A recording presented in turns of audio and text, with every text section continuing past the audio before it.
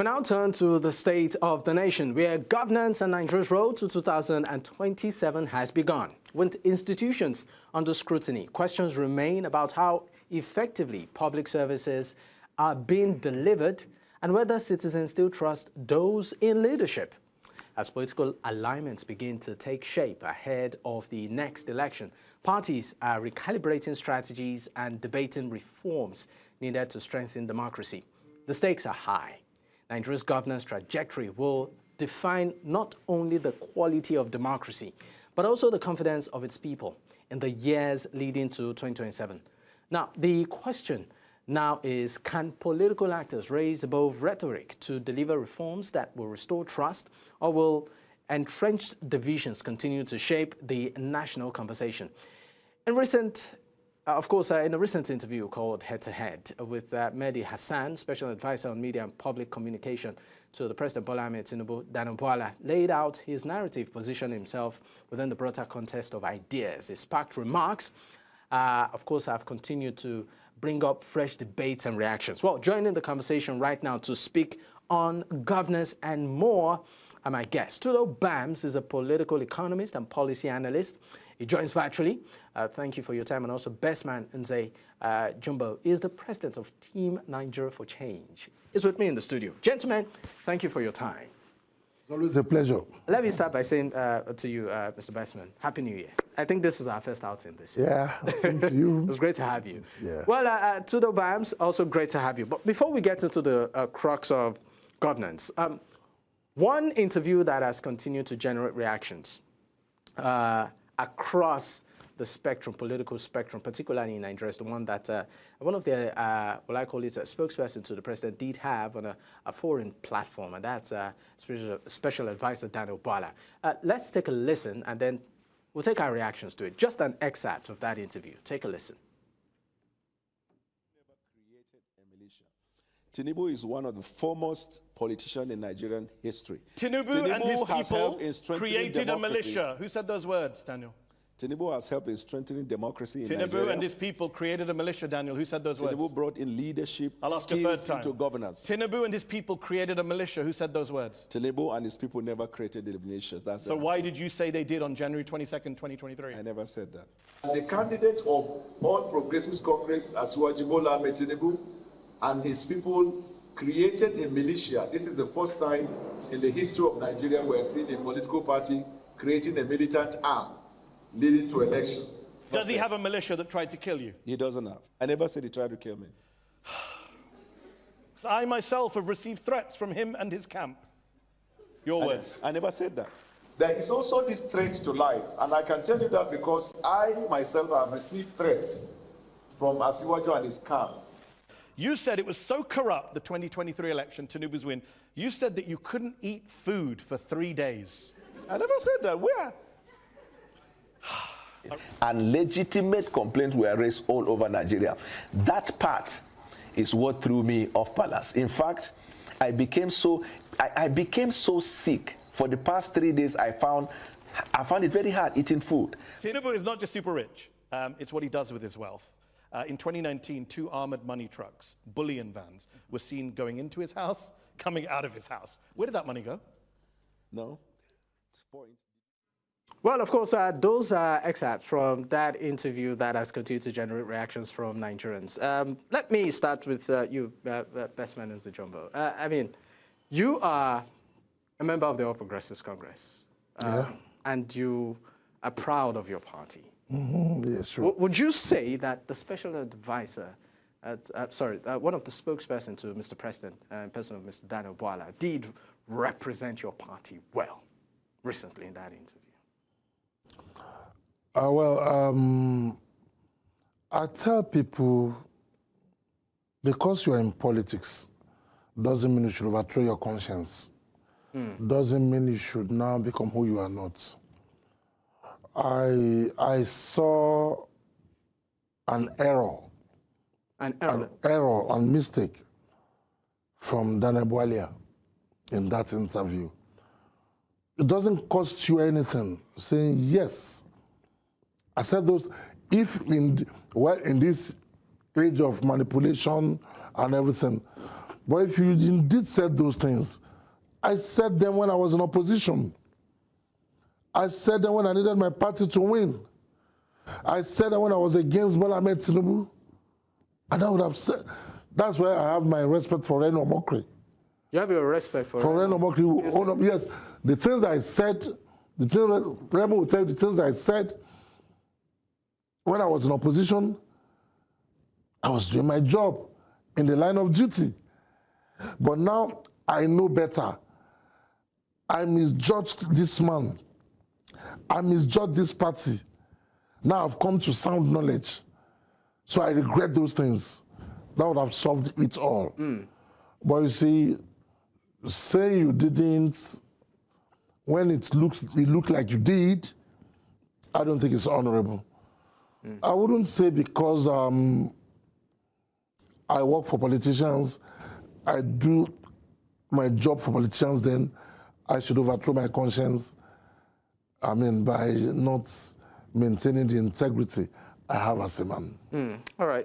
How about you, Tudo Bams? Quickly.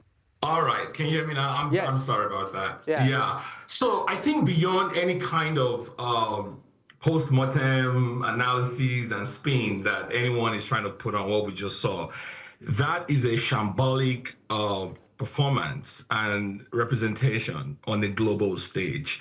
And I think every Nigerian should be worried. Every Nigerian it's a sad day for us as a country that the people that are running the affairs of our country are actually going on a global stage to lampoon the integrity of Nigeria, of this great nation. It is a sad day for our country. Honestly, there's no other way to spin it. We can sit here and pontificate about what he could have said, what he should have said. The reality is this is an irresponsible portrayal of our image on a global stage. There's nothing more to say to it. All right, thank you very much. Let's move to the issue of governance. The current administration, the All Progressives Congress, if at all, the achievements they've had so far. And before we even talk about the politics, what I call it, permutations and all of that, in view of 2027, I'm coming back to the studio with you, Mr. Bestman. Your party, the APC, would you say you guys have done so well in the past years? Yeah, I will. Very well. Very well. Very well. In what would you want to, is it collectively or you want to put it in sectors? No, economy, security, education, health? Economics, security, infrastructure, health. Now, when you bring security, I wouldn't come here and say it's excellent in security. I wouldn't do that. I'm not that person that will come and call white black. In all that we do, if we don't get security right, all that we do will not be appreciated. And I see the government doing everything to tackle security. And I just believe it's just a matter of days, weeks, months from now, we will see the results in security. But as we speak right now, because the results have not manifested very well, of course, it's not worse. It was bad, but we said we're going to correct it. Until the manifestation of that correctness shows, I wouldn't boast with it. Now, I live in a country where just a few years ago, about 26, 27 states were owing workers' salaries. And suddenly, there is no one state in Nigeria owing workers' salaries anymore. You and I could sit here. But we saw some protests in Abuja recently. Not with salaries. Maybe one allowance, one different things. Health workers were on strike. Not with that the people were not paid. Probably there are some agreements that have not been paid. There might be some allowances that are not as a monthly salary that's not paid. We had a situation where states were owing 6, 7, 8 months salaries just in recent time past. You and I could sit here and speak all the flowery English when we are not in that situation. When a man works and in a month, at the end of the month, he doesn't get his salary, I knew the pain because then I interviewed a lot of people across the states and I saw what they were going through based on their salaries not being paid. That is no more the narration today. So if you had to take it, one of the achievements you would say of the current administration of the APC is that salaries are now regular and are being paid. Education, like you said, for example.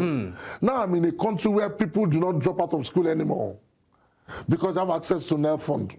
I had somebody who applied for NEL fund in his 4th year. All right. And before you meet, he was paid all the money from his year 1. From NEL fund.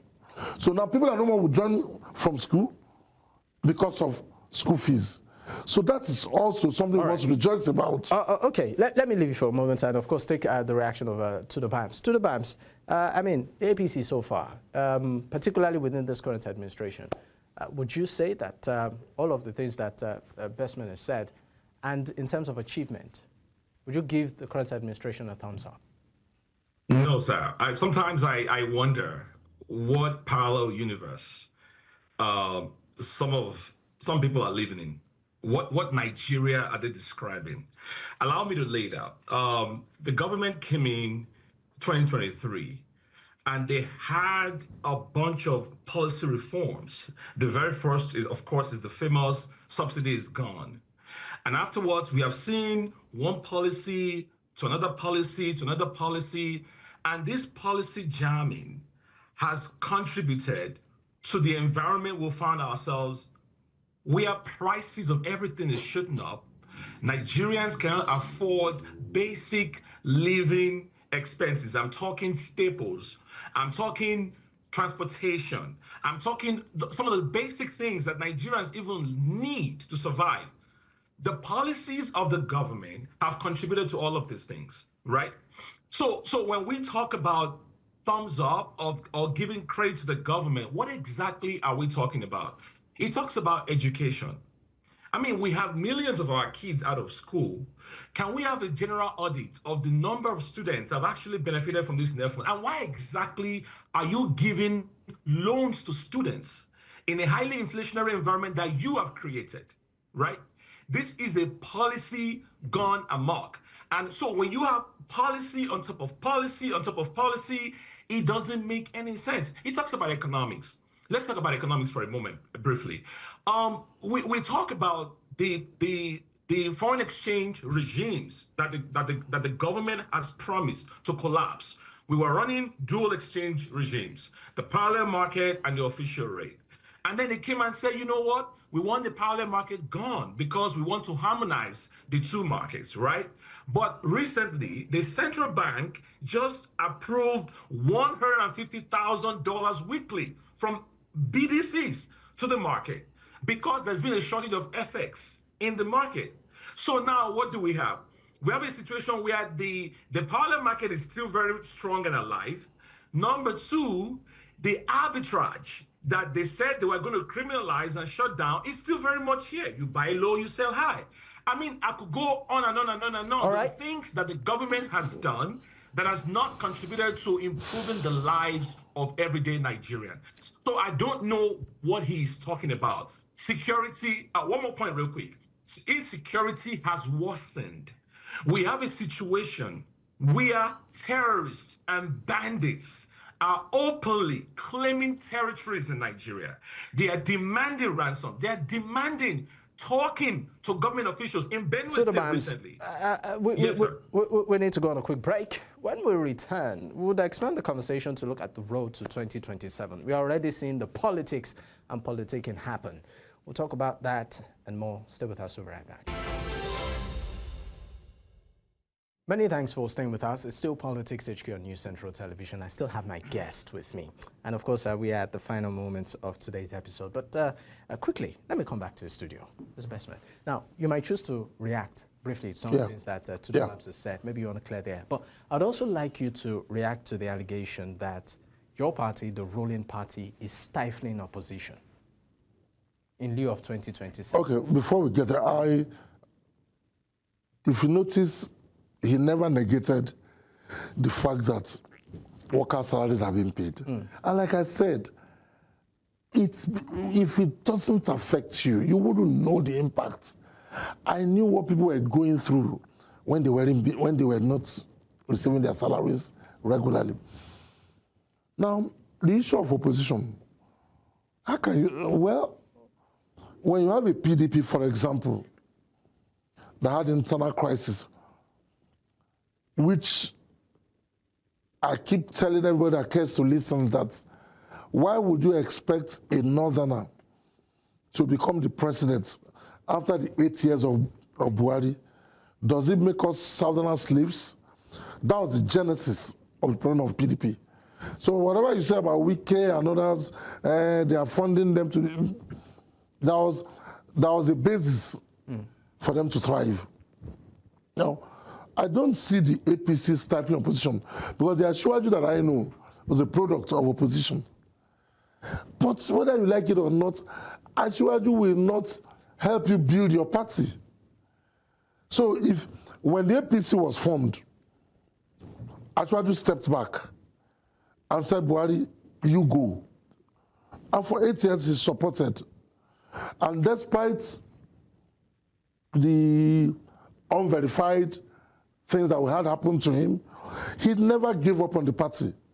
How many of these people in opposition could do that? So basically what you're saying is that the opposition shouldn't expect a silver spoon to be. They shouldn't. They shouldn't expect the APC to build them. All right. I'll direct the same question to you, Tudo Bams.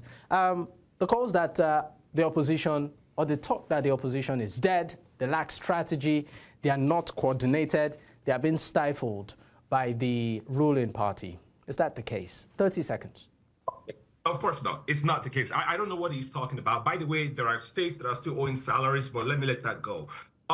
This is bad for our country and it's bad for our democracy. APC tweeted this morning, 31 states out of 36 have now governors have now put it to APC. That is bad for our multi-party constitutional democracy. You cannot sit in that studio and lie to Nigerians that the reason governors are porting over to APC is because opposition is scared, APC is the greatest thing in the history of humanity. That is a lie. And we have to be able to tell ourselves the truth. The reason is because the government is stifling opposition and people are afraid.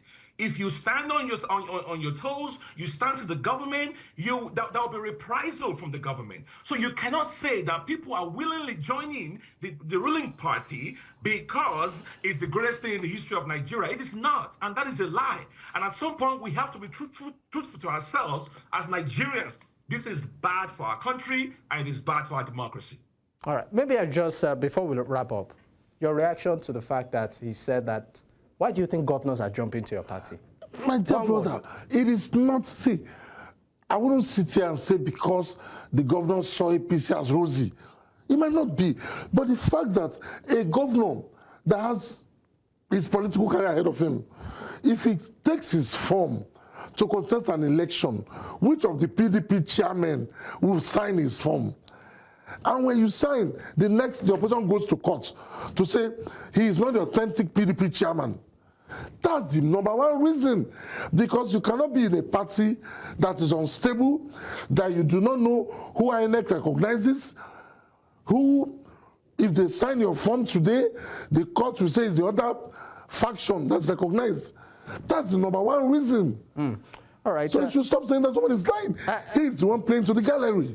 Well, I can, of course, I can almost assure you that time would not permit, but we'll definitely revisit this conversation. Tudo Bams, political economist and policy analyst, thank you so much for your time. Bestman Nze Jumbo is the president of Team Nigeria for Change. Gentlemen, it's been a pleasure having this conversation. Thank you.